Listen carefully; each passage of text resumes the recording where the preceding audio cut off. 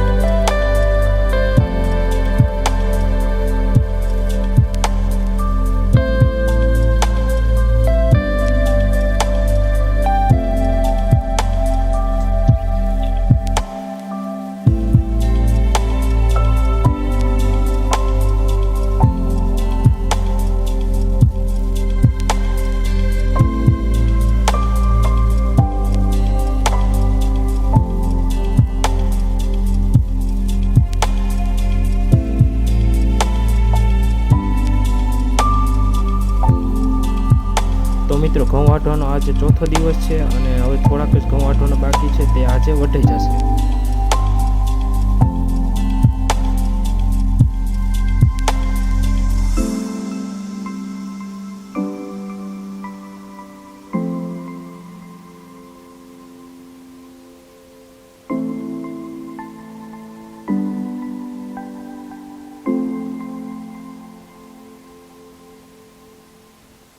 તો મિત્રો, ફાઇનલી બધા ઘઉં વઢાઈ ગયા છે, પછી તેને થોડાક દિવસ સૂકવા દેવાના છે, તે આપણે નેક્સ્ટ વિડીયોમાં જોશું। તો ફરીથી મળશું એક નવા વિડીયોમાં, ત્યાં સુધી ચેનલને લાઇક, શેર એન્ડ સબસ્ક્રાઈબ કરી નાખો।